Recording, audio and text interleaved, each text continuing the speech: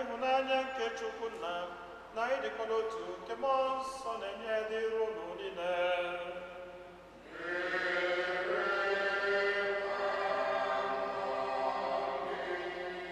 Ụmụnne m na Kristi, uto dịrịnụ Jesu.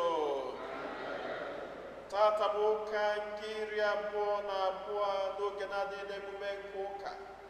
Anyị niile agbakọtago ọnụ ọzọ n'obi Chineke iji welu sọpụrụ Onyenwe anyị, iji welu kenye maka ihe ọma niile nke ọ na-eme na ndụ anyị, maka ọtụtụ ngọzi ya n'ebe anyị nọ. Ka anyị na-ekele Chineke maka ihe ọma ndị ahụ niile. Ka anyị na-ewere onwe anyị, na-ewere ezinụlọ anyị, na-ewere atụmatụ anyị niile nke izu ụka n'ụwa na-etinye n'ọba aka Chineke, na-ayọ ka o jigidesi anyị ike, ka ọ na-edu anyị, ka ọ na-agbaziri anyị. Anyị nwere ọtụtụ ebumnobi ndị ọzọ ka anyị ji gbakọta ọnụ n'aja masị n'ụwa, ka anyị natazi anyị isi ya na rule Chineke ebumnobi ndị ahụ niile.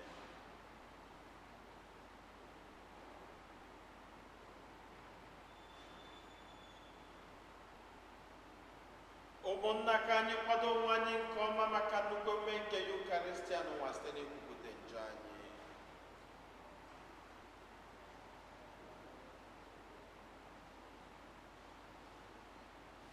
Ekwupụta ngwa Chineke ji ike niile.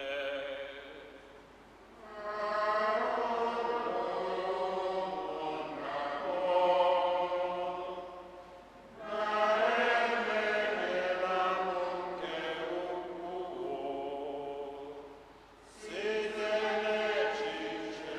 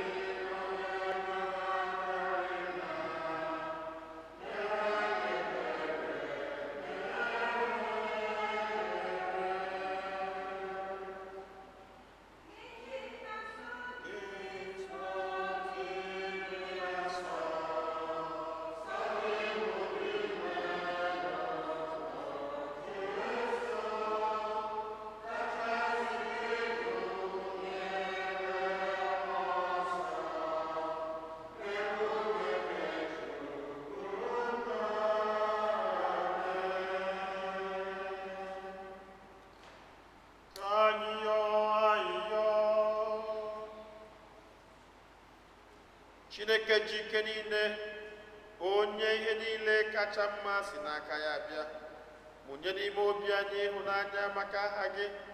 Biko zụlite ihe niile dị mma n'ime anyị ka anyị na-eto n'ofufe gị, were amara gị na-echekwaba ihe ndị ahụ ịzụlitere n'ime anyị. Anyị yọrọ nke a site na ndị nwe anyị Jesu Kristi nwa gị, onye gị na ya dị ndụ na-achị na ịdịkọ n'otu nke mmụọ nsọ, otu Chukwu site n'ụwa ta ụwa niile.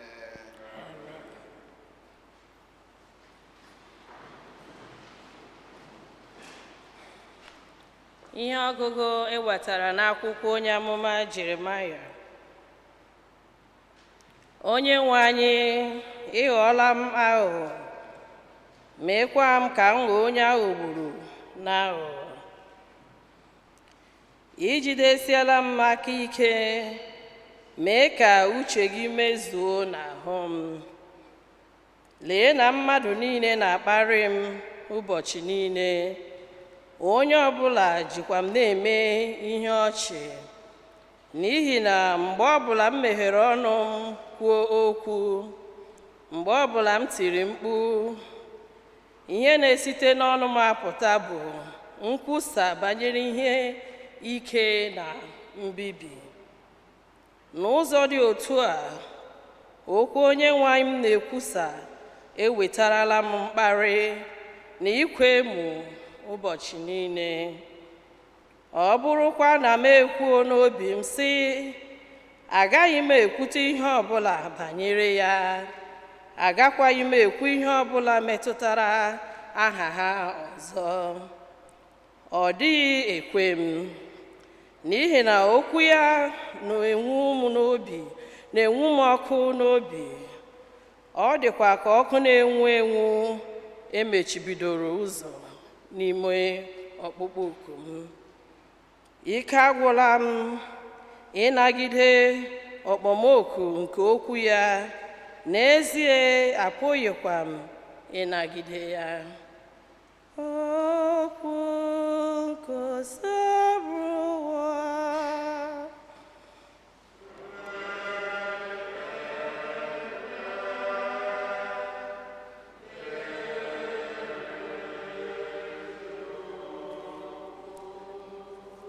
Onye nwe m na Chineke, akpịrị na-akpọ mkpụrụ obi m nkụ maka gị.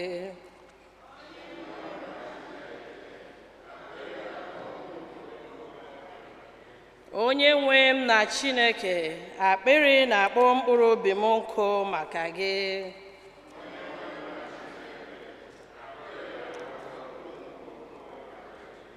Chineke, ị bụ Chineke m, onye na-achọ m.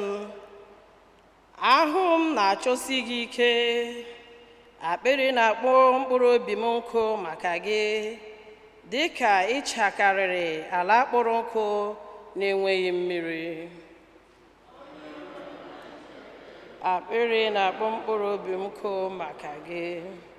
Otu a ka m si lee anya n'ebe ị nọ n'ụlọ nsọ, ka m wee hụ ike ebube gị, maka na obiọma gị dị mma karịa ndụ. Egbugbere ọnụ m ga na-eto gị.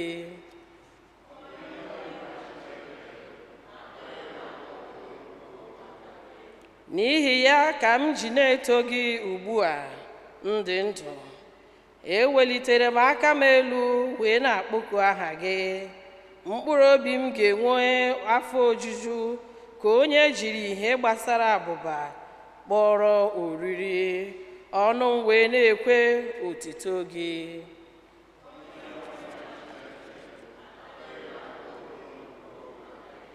Ị bụ enyemaka m, n'okpuru nku gị ka m na-eti mkpu ọṅụ. Mkpụrụ obi m na-arapara gị n'ahụ, ijiri aka nri gị kuru m.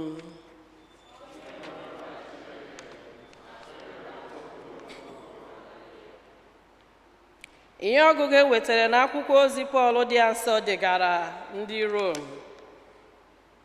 Ụmụnna m, eji m obi ebere Chineke na-arịọ unu ka unu were ahụ unu gụọrọ Chineke dị ka aja dị ndụ.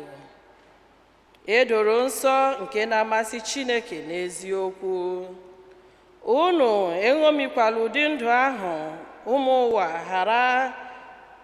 ụwa gbara unu gburugburu na-ebi, kama meenụ ka ụdị ndụ unu na-ebi bụrụ nke enweghara enwegha n'usoro ọhụrụ eji eche echiche. Ọ bụ so otu a ka unu nwere ike isi chọpụta ihe bụ ime uche Chineke, bịakwa mara nke bụ ime ihe ọma, ime ihe Chineke na-achọ, na ibi ndụ zuru oke. Okwu nke Sabụwa.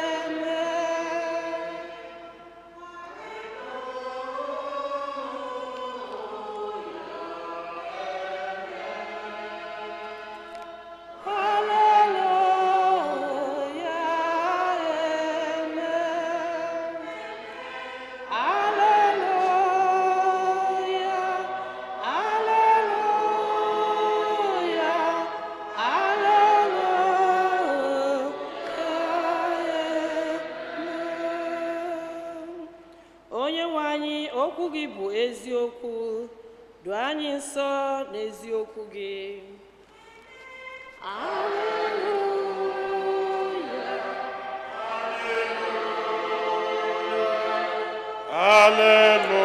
Alleluia, amen.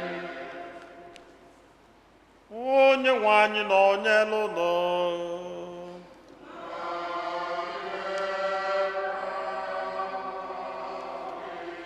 Ihe ọgụgụ nke ya si n'Oziọma dị nsọ nke Matiu dere.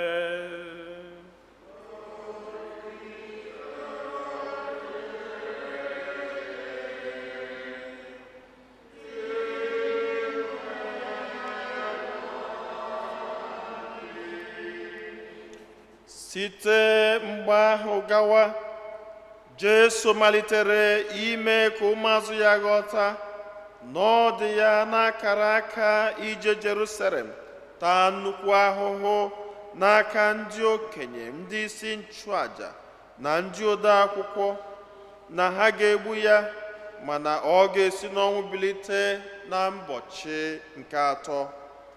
Mgbe ahụ ka Pita kpọrọ ya jee n'akụkụ malite ịkọwara ya ka ọ ghara ịta ụdị ahụhụ ahụ, wee sị ya, Onye nwe anyị Chineke, ekwela ka ihe dị otu a mee gị ma ọlị. Ma Jesu tụgharịrị bachie Pita ọnụ wee sị, gafee m n'azụ ekwensu, ịnọchiri m ụzọ, n'ihi na ijiri anya mmadụ nkịtị hụ ya, ọ bụghị anya Chineke ka ijiri hụ ya.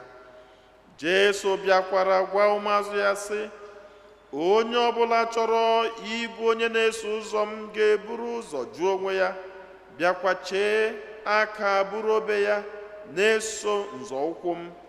N'ihi na onye ọbụla na-achọ ichekwaba ndụ ya ga-atụfu ya, ma onye ọbụla tụfuru ndụ ya n'ihi m ga-achọta ya.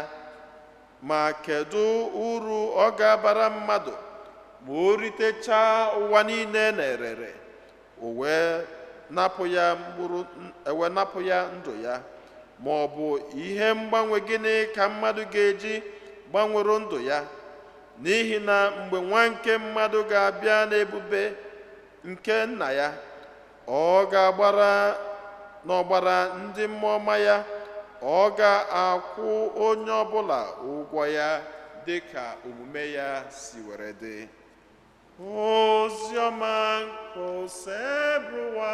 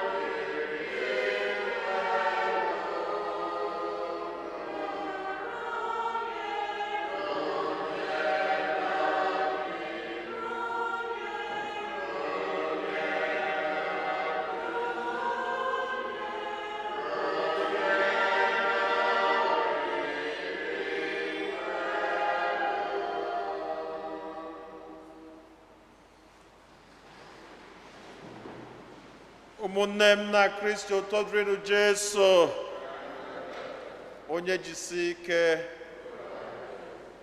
nọnụ na ụka nke Chineke onye fụrụ anyị n'anya. Tata bụ ụka nke 22 dịka m si welu kwuo. Nọ na-enwekwa aṅụrị ụnọjaga ndị mmadụ nwụnarụ. Nọ na-enwekwa aṅụrị. Anyị na forward ever backward. Anyị ga na-aga aga. Forward ever backward never. Enwe na-alarụ ụla n'akụkụ ga-emetụ ya aka sị ya na Chineke na-abịa. Mmadụ alarụ n'ụla. Na ọmalịcha ihe ọgụgụ agụgasịla anyị tata, alụtụrụ m ya aka ka m na-achịgharị uche, mana ihe bịalụ m n'isi ọfụma bụ ihe m kwenyekwazịrị na ọ bụ eziokwu bụ na mgbe ụfọdụ, ọ bụrụdị mgbe ụfọdụ, na mgbe niile, na echiche Chineke adabụ echiche mmadụ. Ọ bụ eziokwu ka ọ bụ asị? Echiche Chineke dị iche, echiche mmadụ dị iche. Anyị ga na-eche ka mmadụ, Chineke a na-echekwazi nke o ji bụrụ Chineke. Ọ bịa melụ mgbe ụfọdụ a na-akụziri anyị nkụzi ụka Katọlik, ọ na-ekpere anyị na-ekpe anya sị ka emee uche gị n'ụwa dịka esi eme uche gị n'ebe n'eluigwe, maka na uche Chineke ka onye ọbụla ga na-eme. Nke a nọmba 1. Then ịbịakwa n'ọzọ, anyị na-ekwu na anyị na-ekpe ekpere maka mgbe ụfọdụ ị ga-afụ ebe ndị mmadụ na-eme mistake. Enwere ka onye apụta ọsị gị na ya ga-eje Owerri next week. Ana okwu ya ọ dịka a ga-asị na ya pụtazie ya ejebe Owerri. Mana ị nwere ike ikwu na ị ga-eje Owerri next week, pụta next week a gị na-eme Owerri ama gị ejezi. So many things change. I remember mgbe nka nọ na Nigeria, enwesịrị m series of meetings, and I was to have a meeting in Owerri 10 o'clock in the morning. So nnakpuola arụdị m nnakpuola. Then etetazia m n'ụtụtụ kwụrụ n'ọtọ nke onye tetala ụla, just to mena afa nna sị ka nje brush eze wee kpee ekpere wee jebe morning mass. To get up from my bed, my whole room was swinging. Ya ụdị amarọ m ihe dị ihe nke ahụ, afụ na ọdịm ya. Just m na-atọ na room m na-atọ na etu a na-atọ no, like na-asị what is going on? Onye larụchala ụla kịta na onye arụ dị owe na-akpụ ụla, kedụzi ihe ebe niile na-atọ. Mfụ na m na-achọkwụzi ịda. So what I did was to help myself. Karịa ịkwụ ọtọ ebe ị na-eme ka ifigogodi what is going on n'ugbo n'ana. And ụdị abụ na ịdara ime ekunizi ọzọ. So what I did was carefully mbido aka na bed m. Wee nọkwa dinakwa na bed a, the whole room was still swinging. Then mbịa nọdụ kpọbazia na onye a ga-akpọ maka osi ike etu a. Mọrọ m nke anyị ka nọ njọ na ịyaba arụ na ịtọrọ atọ. Na ọ bụ na onye nwe nwunye etienu nwunye gị aka sị abịa ịmakwa ihe na-eme ebe a. Na nke anyị bụ na ine anyị ịtọrọ atọ kọna niile. And ebe ọ ka njọ, anyị dị fada ịnọ wee bili na chọọchị, mana fada ịnọ ha enwere ike one day onye ọbụla ama afọ ibi anya, because onye ọbụla na-agbaghalị, every place was so busy. So nọgide Chineke mee ọdajụta obele, nwere wee fonu kpọọ one of the priests ya na m amakwa ihe na-eme, na m ejenwu maasị tata, ya kazi alụ morning mass. Sọsọ ihe ọ sịrị m bụ oke, ọjọọzi gịnị na-eme m, ọjọọ m ga-eju n'ọgwụ, sọsọ ihe ọma bụ gịnị na ya ga-akalụ morning mass, and that was it. Which is understandable, maka excessive masculinity dị anyị na-arụ adịghị ekwe ka mmadụ malụ nke ekwesịrị ime. Then the next thing was I had to call a friend to be right opposite the church. That's how I ended up in the hospital instead of Owerri. So sometimes mmadụ nwere ike isi na ya ga-eme nke a mana ọ meme. And if na mgbe ụfọdụ enwekwa ike isi, oh, na next week na ị ga-eje Texas and you will drive with your whole family. It will on your way the whole time way, but something may happen. Anonya meloka je tinye abia say na obulu na chukwu kwe na agmeje Texas. Obulu na chukwu kwe na agmeje Owerri. Obulu na chukwu kwe na agmeje Enugu. Obulu na chukwu kwe na agmeje Nigeria. Okay, so many of us plan leje Nigeria na summer. Mmadụ neje. Ndị summer, mmadụ neje Nigeria. Anyị niile na ebe nwere onye ọbụla jere ebe ọbụla because echiche Chineke ha bụrụ etu echiche mmadụ dị. God plans in his own way. And ihe anyị nwa kwesịrị ịdị na-eme dị ka mmadụ bụ ịyọ Chineke ka ihe ahụ bụ ebumnobi banye na ebumnobi nke anyị. Onye mere anyị ji ekpe ekpere. Onye mere anyị ji agwa Chineke okwu mgbe niile na-ayọ ya eze ebube meela anyị ebere. Eze ebube nekwasị anyị anya. Iwelukwa okwu abanye because ije n'akwụkwọ nke Aịzaya sị na etu eluigwe si tee aka n'ebe ụwa dị, na etu a ka echiche Chineke si tee aka n'ebe echiche mmadụ dị. As heaven is high above the earth, so the thoughts of God is far above human thoughts. Ine anya n'ihe ọgụgụ agụla anyị n'akwụkwọ nke onye ama Jeremiah. Jeremiah was a righteous man, and so na ị na-ekpe ekpele from ụtụtụ to efifie to abalị na-ebe chaplet na-eme ihe ọma niile dị n'ụwa. It is not a guarantee na Chineke ga-eme ihe ị chọrọ. Kama na ihe ọ bụ na ekpere ndị ahụ niile ị na-ekpe bụ ụzọ isi asọpụrụ Chineke ahụ kelu gị wee na-asịzi ya n'ezie n'ihe m na-achọ ka o mee na ndụ m Chineke ọ bụla etu ahụ ka ị chọrọ ya mee gịnị ya mee. Jeremiah was a very righteous man. He was doing everything right. And Jeremiah na-achị atụrụ. Ọ chọkwọdụ ịbụ onye amụma, ọ chọkwọdụ ịbụ onye ụkọchukwu, atụrụ ka ọ na-achị. Chineke bịa ebe Jeremiah nọ wee sị ya, Jeremiah achọrọ nke ịbụrụ onye ozi m tata. Jeremiah sị ya mmụọ nke a, amakwa m ekwu okwu enwekwa nke mma. Chineke sị ya, don't worry, aga m etinye okwu n'ime ile gị na ị ga-edu ndị nke m ọfụma. Jeremiah wee kwelu. Jeremiah abanyezie ịlụ ọlụ Chineke nwanụ. Arụ afọrọ Jeremiah. Ndị mmadụ si ebe a chụrụ Jeremiah jee ebe ikwu okwu Chukwu ha amụbụ ya amụ. Anọkọtakwuo, Jeremiah belongs to the northern part of Israel, bụ Judah and Jerusalem. But at that point, the southern part of Israel was flourishing. Samaria was flourishing. Mana ha na flourish, mana njọ julunia, asị julunia, ekwolo julunia, ihe ọjọọ dị iche iche julunia. Chineke wee sị Jeremiah, ngwasị from the north, jebe na south, ka ije gwa ha okwu Chukwu na Samaria. Jeremiah lute na Samaria sị ha, cheghalekwanụ n'ụzọ nna adịrọ mma na ọ dịrọ Chukwu mma, ha mụbịa amụ. Wee sị anụ ọhịa, na ọ bụrụ na Chineke na-akpọ fụrụ gị n'anya etu isi ekwue, na ọ ka eme ka north bụ ọnọdụ mma. Mana na anyị nwa ka ihe dịrị mma yet ibulu okwu Chukwu ahụ bụ egwu anyị na ịmalụkwa ebe isi wee bịa gị ma gịnị gị tọrụkwa bak na chi ya. Jeremiah sị kedu ụdị ihe ha zutere ihe nke ka Jeremiah na-anakwazi ije ofu ụbọchị pụta ụmụaka kiribie ebe ọ na-aga maka na Jeremiah nwere isi nkwọcha.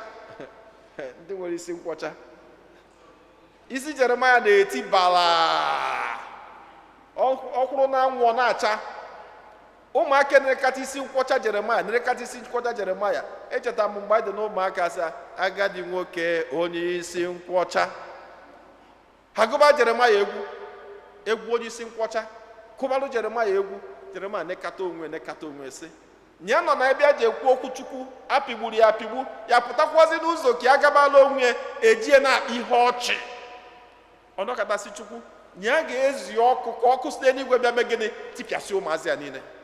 Mgbe ahụ iwe ejughị ya arụ. N'ọnọdụ niile a ka Jeremiah nọ. Otu ụbọchị Jeremiah nekata Chukwu wee sị ya, Chukwu ejegolu ngoziri nne mana afụfụ niile m na-ata kalizili m. N'ihe ọkalụ bụ mma na ịbịaziri gbuo m egbuo ka m nwụọ jebele onwe m, ka m nwee peace in my life. Maka na m enwere life. Chineke na ya anya sị ya na ebido. And to tell you the truth, Jeremiah Egotata was the longest serving prophet in the scriptures. He served God for 40 years in difficulty. 40 years serving God in difficulty. ị ga-ama afụfụ ịtakata sizie Chineke na abụzi m ọdị ndụ ọnwụ ka mma bịazie gbuo m. Chineke si na aka mba ka jebegodi ihe ziri gị. Jeremiah welugide ọlụ until the end. And so it was in one of the situations of his difficulty ka Jeremiah nọ wee kwuo okwu ọgwa Chineke si Chineke ya nọkwa ebe a na-achị atụrụ ị bịa ghọgbuo ya, and you came to deceive me, that you deceive me into following you. Na ịghọgbu gị ndeke na afụfụ ya na-ata, gịnị ka ya ji were atụ ụdị afụfụ a? Kedu ihe ọ na-egosi anyị? Ezigbo mmadụ nwere ike ịta afụfụ, ajọ mmadụ nwere ike ịta afụfụ. The most important thing bụ ka ị na-atazi afụfụ ahụ, kedu etu isi ghọta ya? Ịghọtara ya na ọ bụ ụzọ Chineke chọrọ iji welu duzi gị ka ịghọta anya bụ Chineke ọfụma, ka ịghọtara ya na ọ bụ nnukwu ọgbaghara ka ọ bụ nyelu ndụ gị. So many people anọdụgo n'ụdị afụfụ onunwa, gbapụ ọsọ, gbata ọsọ ebe Chineke nọ. Mana Jeremiah ọgbara ọsọ? No. Mana ihe o melụ bụ that he continued to complain to God, because God is your power, God is your strength. Kedu onye ị ga-complain to? Him who sent you. Maka na Chineke zipụta mụ na gị, nwere ihe o zipụta mụ na gị. Onye ọbụla nọ n'ime anyị nwere purpose to fulfill on this earth. Etu a Jeremiah nwere his purpose. Onye mere osi ike gbajuo dọlụ, onye kwasakwa Chineke anya ọsị ya, gịnị ka m melụ gị? Kedu ihe ọzọ na-akụzili anyị? Now we can also pray to God in different forms. Enwere formulas ị nwere ike iji wee kpee ekpere like a Catholic, but always talk to your God the way it appeals to you. Etu o si metụ gị n'arụ. Speak to your God in your own way. Enwere ebe ọ ga-abịa n'anya si, kedu ihe Jeremiah ga-esiwe na-agwa Chineke ụdị okwu a? Ihe o ji agwa ya okwu etu a bụ na Chineke bụ Chineke. Each and every one of us is made in the image of God. Akala Chineke dị anyị n'iru ebe a. The power of God is in you because you are a heir to the kingdom of God. And ọ bụ na ị ghọtara na ịbụ nwa Chineke ahụ, you talk to your father because he's your father and your father understands you. Sometimes you may be even angry to your father. Mana nna gị na-akpụzi ụlọ ome gịnị? O dina na oche echiche na ihe a nwa m kwukwuru bụ eziokwu. Speak to your God from your own heart, the way you feel, the way it touches you. He is your God. But ihe anya eme bụ, in the process of speaking to God, the next minute ịgbapụ ọsọ sie na gị na ịgbapụ ọsọ, Chineke achọba gị etu o si chọọ Jona. Maka Jona megidelu nke eme gịnị? Pụọ ọsọ, Chineke jee tinye n'ime nwụpụta ya, si ọya, you will continue your job. Ị bịa n'ihe ọgụgụ nke abụọ, egosi anyị na arụ anyị ihe niile anyị nwere n'ụwa bụ nke Chineke. Ọ bụ na ihe niile anyị nwere n'ụwa bụ nke Chineke, ebe ka anyị na-agbajezi? Where are you running to? Nowhere. Because you belong to him. Abịa n'oziọma, egosikwazi anyị n'ụzọ pụrụ iche ebe dị nwe anyị Jesu Kristi na-akọwala ụmụazị ya na oge elugo mgbe ya ga-ata afụfụ iji wee zọpụta ụwa. Ọ bụrụ na anyị chetara ihe dịka last week, anyị ga-echeta na mgbe dị nwe anyị Jesu Kristi na-ajụ ụmụazị ya si, onye ka ndị mmadụ na-asị na m bụ? Kedu onye kwuru okwu? Peter wenye aka enu si dị nwe anyị Jesu Kristi, ịbụ dị nwe anyị Jesu Kristi ahụ, ọ bụ gị nwa bụ Kristi ahụ onye anyị na-atụ anya. Jesu denekata Peter wee sị ya, Peter, you are blessed. Maka na ọ bụrụ flesh and blood reveal gị onye mbụ, kama na onye reveal gị onye mbụ bụ onye nna anyị bi n'eluigwe. The same Peter ahụ Jesu Kristi si you are blessed is the same Peter ahụ Jesu Kristi pụtara today si, get behind me Satan. Can you connect the two? Ofu onye Jesu Kristi toro eto last week ka ọ pụtara this week bari ya ezigbo mba. Akwụkwọ nsọ si na ọ gbochiri ya ọnụ. Kedu ihe o ji gbochi ya ọnụ? Ọ bụ na ịbanye na Gospels, ị ga-echeta na ozugbo dị nwe anyị Jesu Kristi na-akwado ịbịa taa afụfụ, the first thing o nwe bụ gịnị? Ozugbo dị nwe anyị Jesu Kristi na-akwado ibido ndụ ya, in the starting of his life, the first thing o nwe bụ gịnị? Temptation. Ekwensu bịa nwa ya ọnwụnwa 3 times.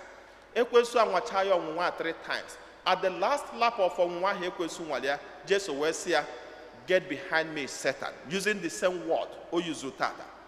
Ozugbo Jesu na-ekwucha okwu get behind me Satan ahụ, kedu ihe ekwensu gwara ya? Ọ sị, I will leave you but I will come back again. Kedu ihe ọ na-akụzili anyị? The devil never disappears. ekwensu gbala anyị okirikiri ada agbafela ọsọ. Ọnwụnwa gbala anyị okirikiri ada agbafela ọsọ. Mana ihe anyị na-eme bụ we stand up to the devil strong in faith. Ọ bụrụ na ekwensu nwere ike ịnwa Jeremaya, ọ bụrụ na ekwensu nwere ike ịnwa di nwe anyị Jesu Kristi, why not me? Gịnị meziri ekwensu ama anwanwu gị? Kedu ihe iji wee chee that the devil will not tempt your faith, that the devil will not tempt the foundation of your life, that the devil will not come to destroy you? Kedu ihe iji wee chezi etu ahụ? Mana okwu dị na ya bụ na ka ekwensu nwacha Jesu ahụ, ekwensu si ya, I will come back again. Kedu mgbe ekwensu bịara ọzọ? This point. Maka ị na-anya ifu na mgbe ọ bụ na Jesu Kristi chọrọ ime ihe ọma, mgbe ka ekwensu ji abịa. Mgbe ọ bụ na progress ma ọ bụ ihe ọma na-achị ịbịa, that is when the devil come knocking. Ka ọ bịa ghasasịa ihe niile. Mana are you able to vision and see this devil coming? And how much are you able to stand against the devil? The second time ọ bịa bụ ka Jesu na-agwa ụmụazị ya, olugo mgbe m meju wee je ka m lụọ ọlụ ahụ nna zitere m. The same Peter ahụ ka ekwensu ji banye n'ọnụ ya. Kedu ihe ekwensu ji wee banye n'ọnụ Peter? Ọ banye n'ọnụ Peter because he knew that at that point Peter was the most trusted disciple of Jesus.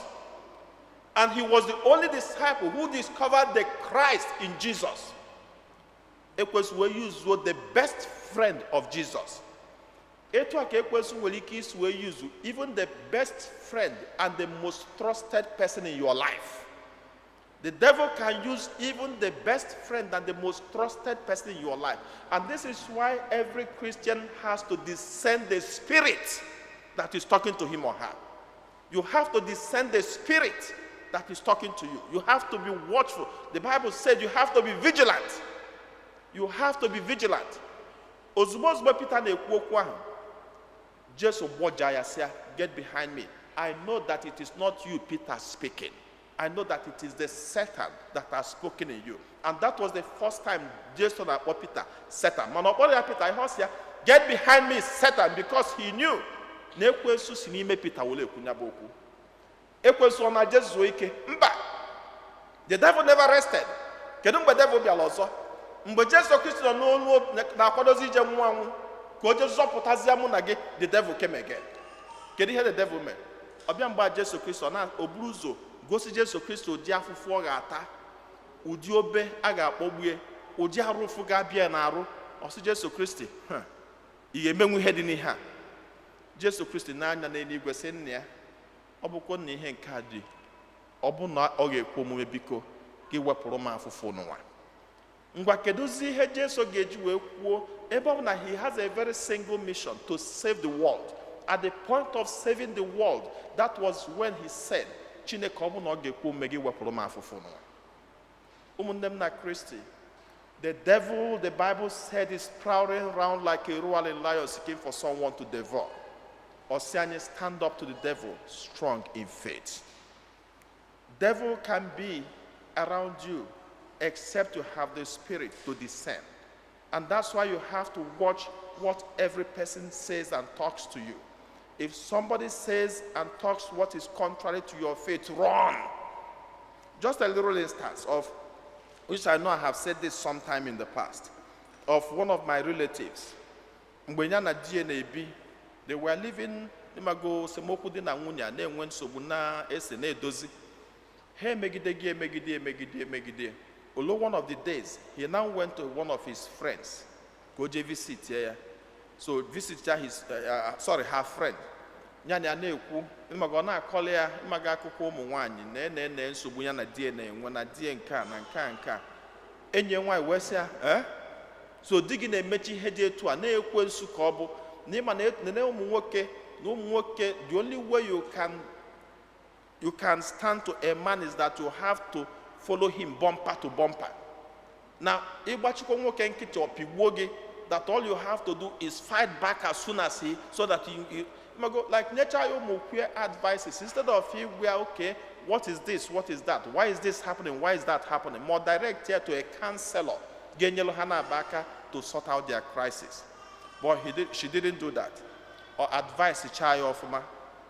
That relative of mine, Nachi, atanya na DNA, was imago based on those advices, the problem escalated. Nyana DNA says Hamuli Kilbos Hagan Hanosog, Bujonia Gebuje Hospital. But she continued. Eventually, one day, Dear was driving in the streets of Lagos, and he was shot. Motie hit at that divider, that in the express in Lagos, and eventually he died. Within that period, I was in Lagos, so I went to see her. Even though Nadia will on a wutie, manifu kwerefu, based on the series of crises surrounding their relationship. Or they called it okay. Oh, anyway, which is fine now, which is okay for her anyway. But she thought that that was life. That Chineke people go here kwensu anonandria. Or deba. So after some years, or after some within the next year or the upper year, Oweje visit kwenye wanyahu, who also lives in Lagos. Hey, Luteluo, Abu nenye wanyahu na di nkiye na enwe ezigbo nsogbu. What happened? Abu nenye wanya sep one na yo die mgbagalo. Onanya say, you know, like could all the possible.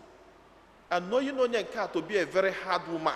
Sep uziana na yo di nkiye mgbagalo. Say abiko ihobu na ne uneya anyamba. Odeka ko movie ka na eme ha onye ka sebwana onye asia sobe digi bumper to bumper sebuziana na asidi nkie sorry or say that day she left that house and went back home, maybe having a bagada, or saying that was the first day she cried for her dead husband.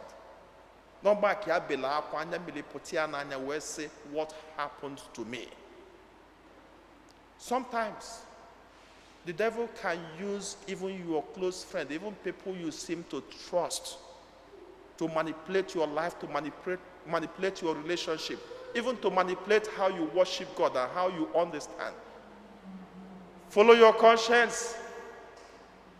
Always talk to your God in your own way. Na gwa Chineke ke eme uchie. The will of God is enough for you. And the way of God is different from human way. Ka Chineke na-edumu na gị, ka Chineke na-agbazila anyị, ka Chineke na-edunye anyị n'ụzọ anyị ga-esi nwee ike na-aghọta ya, na-abịa ya nso, nwekwa n'ike na-ebu ọnwụnwa na afụfụ niile nke na-abịa na ndụ anyị, ka ihe ndị ahụ niile bụrụ ihe ga-agbasi anyị ike, dịka o si gbasi Jeremaya ike, dịka o si gbasi dị nwa anyị Jesu Kristi ike, ka anyị wee sogide Chineke bido kịta wee luo mgbe ebi ebi site na Kristi onye nwe anyị.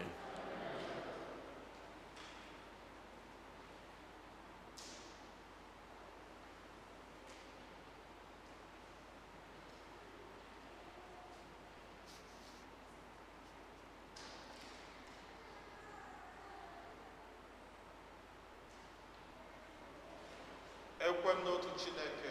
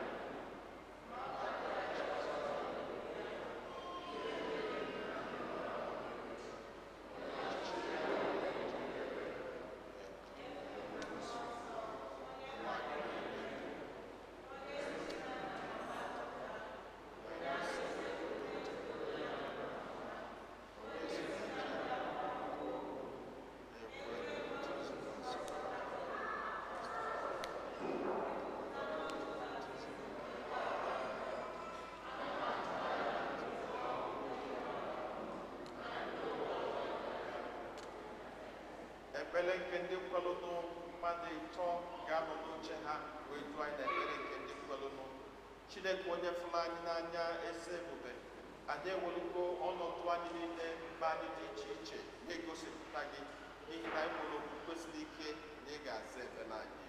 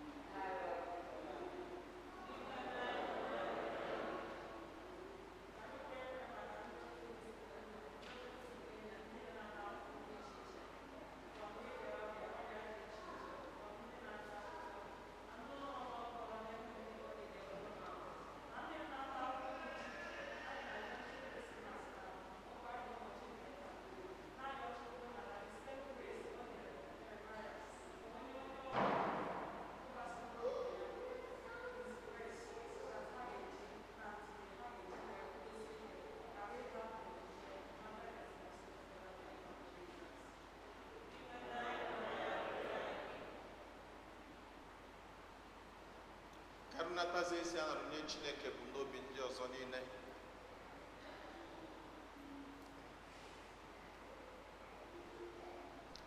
Ka anyị chetakwazị n'ụzọ pụrụ iche ezinụlọ Chọp na Priscilla Okolo ndị na-ekene Chineke na-atayọkwazị nchekwaba na ngọzi Chineke n'isi ezinụlọ ha.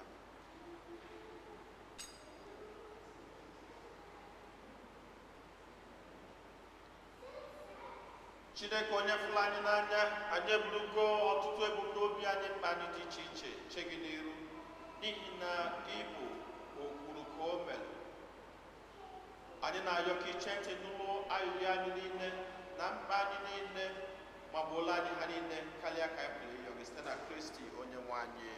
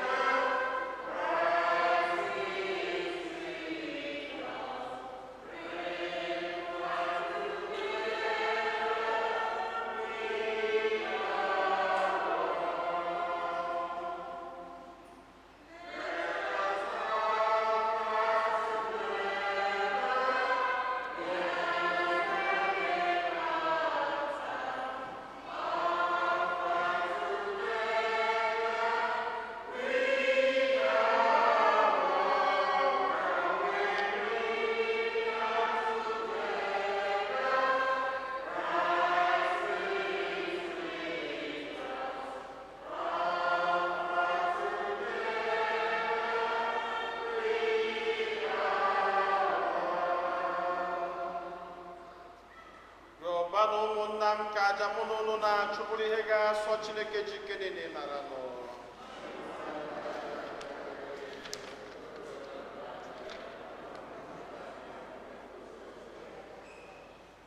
Dị nwenụ site n'onyinye nke a dị nsọ anyị na-ehunyere gị mgbe niile, nye anyị ngọzi nke nzọpụta gị.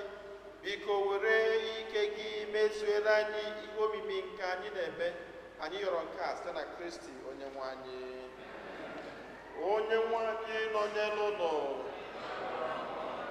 welite n'obi elu, ka anyị nyere ụnụ dị nwenụ Chukwu anyị ekele.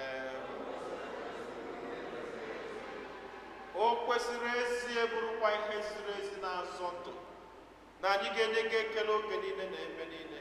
O nna dị nsọ, Chineke jike niile, onye ji ụwa tụwa, si na Kristi dị nwe n'anyị, onye jiri ihe ebere o nwere maka mmehie mmadụ kwere ka amụọ ya na Virgin Maria. Ọ gbapụtara anyị n'ọnwụ ebebe, si n'ọnwụ ọ nwụrụ n'elu obe, ya si na mbilite n'ọnwụ ya nye anyị ndụ ebebe. N'ihi nke ya anyị na-eso igwe ndị mama niile nke eluigwe na-eto ebube gị oge niile n'ukwe na-ekwe.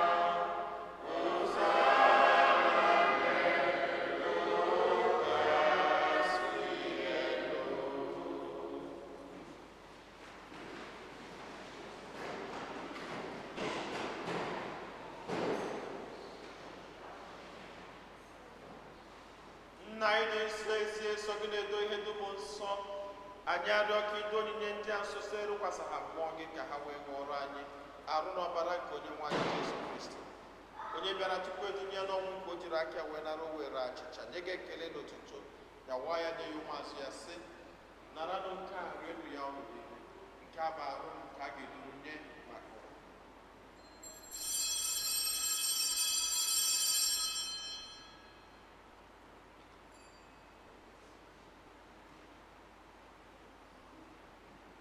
Otu akwa ka o siri mee mgbe ha richara nri anyasị, o buru iko mmanya nyekwa gị ekele n'ụtụtụ, bunye ya ụmụazụ ya sị, naranụ nke a ọnụ ya ọnụ niile, nke a bụ iko nke ọbara, nke ọgbụgba ndụ ọhụrụ dị ebe ebe a ga-abụ ya n'ihi ụna n'ihi mmadụ niile, nke were gbaghara njọ, na-emenụ nke a na ncheta.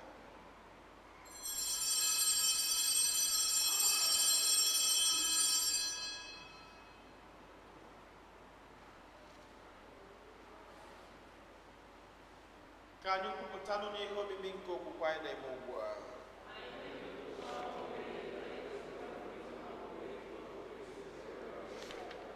Nna, na ncheta nke ọnwụ na mbilite n'ọnwụ nke nwa gị, anyị ebunye gị achịcha nke ndụ na iko nke nzọpụta. Anyị na-ekele gị n'ihi na ikwere ka anyị dị mma ikwuru n'ihu gị na-efe gị. Anyị ji ome a na-arịọ ka anyị bụ ndị na-anata arụ n'ọbara nke Kristi bụrụ otu site na njikọ nke mmụọ nsọ. Nna, cheta nzukọ gị gazuru ụwa niile, menụ ka ịhụnanya gị jupụta ya. Gọzie Pope anyị bụ Francis na Bishọp anyị bụ Nicholas na ndị ofe ọlta gị niile. Chetakwa ụmụnna anyị ndị ji okwe wee gaa n'ezumike nke ọnwụ, kpọbata ha na ndị ọzọ niile nwụrụ anwụ na ihe nke ebube gị. Biko meela anyị niile ebere, ka anyị soro Virgin Maria dị ngọzi nne nke Chukwu, na ndị apọstọl na ndị nsọ gị niile, ndị mere uche gị na wee keta ndụ ebebe. Ka anyị sorokwanụ ha na-eto gị na-edo gị ebube site na Jesu Kristi nwa gị.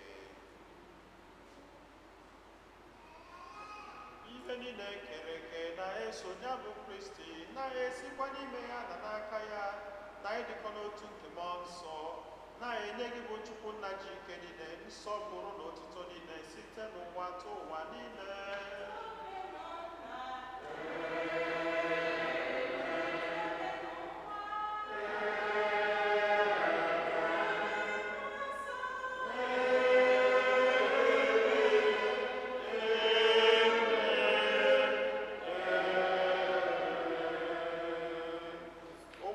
Ka anyị were nụ na-ekpere nụ onye nzọpụta anyị kụziri anyị were kpọkue Chukwu nna.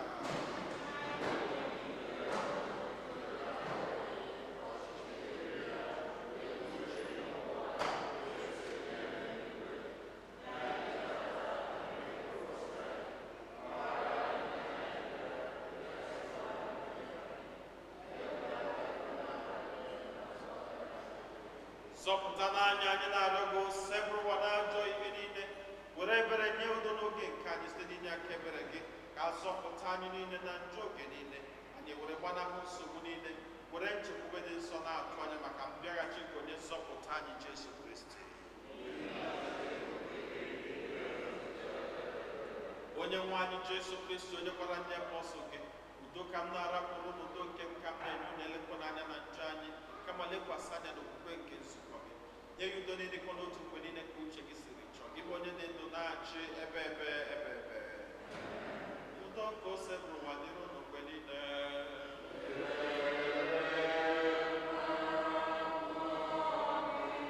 Nyerịta n'okwu unu ekele nke udo.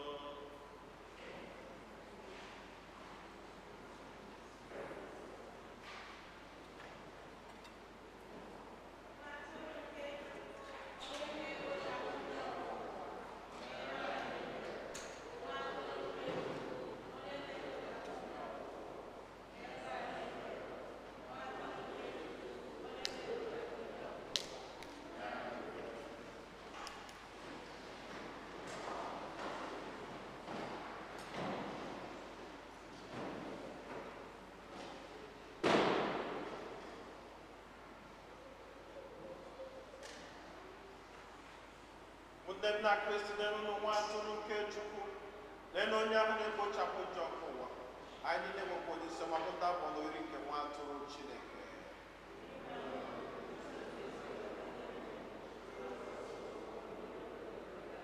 Ka arụ n'ọbara Kristi chịkọba anyị niile wee rue na ndụ ebebe.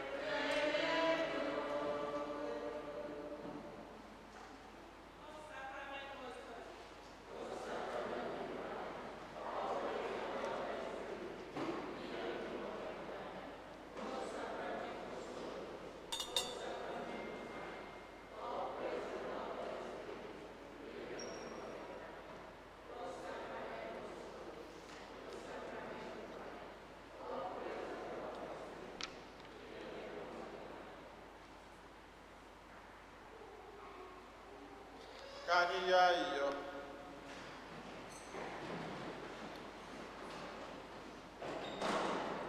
Onyenwe anyị, inyela anyị achịcha nke eluigwe ka ọ bụrụ nri nke anyị. Ikwo ka achịcha ahụ na-agba obi anyị ume n'ịhụnanya, ka anyị site n'ụmụnne anyị na-agbara gị odibo n'ụzọ kwesịrị ekwesị site na Kristi Onyenwe anyị.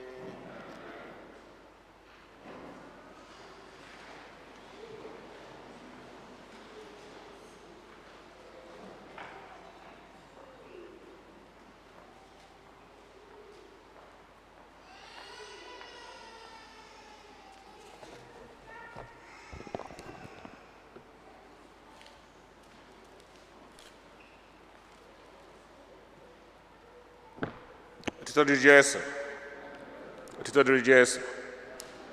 Biko anyị ga-enwe second collection ndị kwaya biko doo na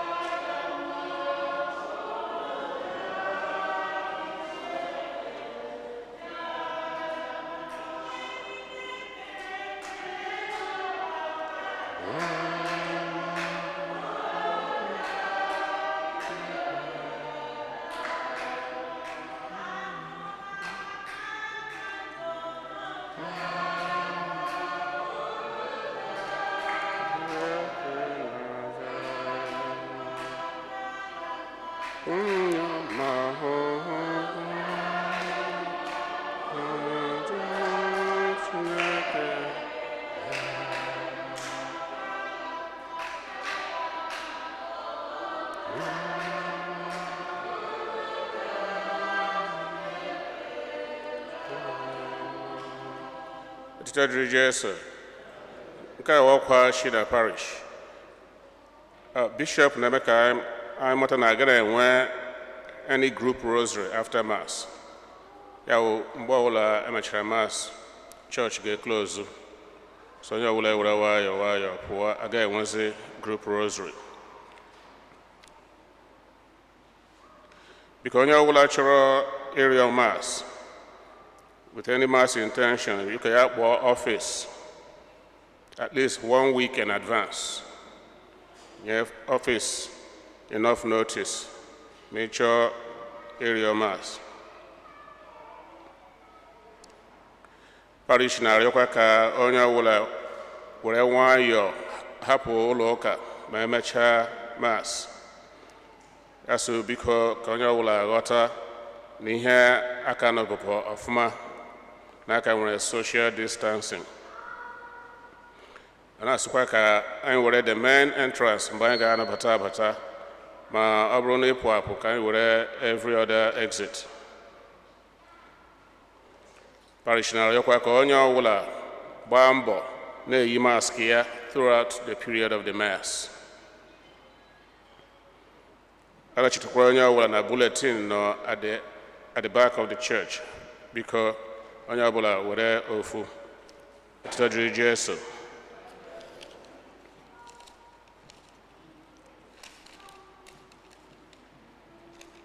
Biko ndị otu charismatic group, the Officials of Men Charismatic Prayer Group, ha ga-ebido their 7-day novena. All for this Ember month, the prayer ga-awụ in view of the Ember months. And abata okra ghọta na the Ember months they are not necessarily a negative thing or a time to pray consistently and persistently. So that's novena ga-ebido on the 1st of September, go for 7 days, 1st of September to the 7th of September. And I arịọ ka onye ọbụla o metụrụ n'obi soro ha n'ekpere a. Ọ ga-awụ online prayer ka ga-ebido every 7 p.m. every day during that period. Biko ejim aha fada na onye isi anyị na-ekele onye ọbụla maka mbọ niile na-agba banyere fada anyị bụ Fada Nwanke Mmadụ. Onye le anyị na forum aha. I think we're doing a wonderful job. And I ekele everybody. God bless you all. Because n'ụdị aha ji nwee mmasị zaa oku aha akpọrọ maka ịkpọla nwanne anyị nwoke bụ fada obodo anyị. Biko ejim ohere a na-ekele na-asị Chineke nna nyekwa unu mmaji kwuru mmaji n'aha Jizọs. Na-arịọkwanụ onye ji ego nke ya agbasa ụka ya hụ m anya ma ọ bụ Brother Solomon ma ọ bụ Sir Nnadi, we will take whatever your pledge is to Jesus. When the birthday celebrants,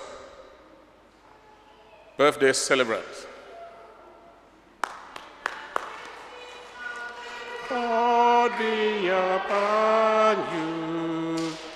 We bless you in the name of the Lord. May the blessings of the Lord be upon you. We bless you in the name of the Lord.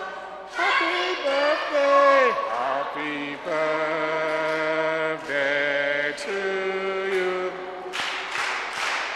Happy birthday to you. Happy birthday, dear Kweke. Happy birthday to you.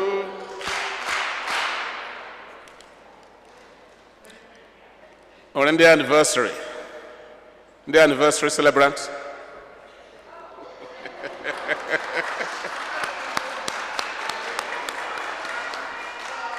Be upon us, we bless us in the name of the Lord.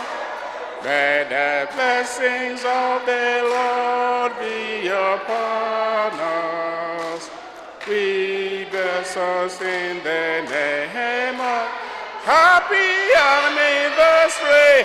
anniversary to us. Happy anniversary to us. Happy anniversary, dear one. Happy anniversary to us. Tita Jesu, because anadem ka church anyị abawa hukule mpekele. I think we were doing a great job getting our people to come back. Mana, it seems the enthusiasm is dying down. The pews are getting a little empty again because let them know that we're here, that the church is a safe place to worship, that it is safer than everywhere else. On location, clean it everywhere before we get in here. So we are okay at the church because going on your will study Jesus.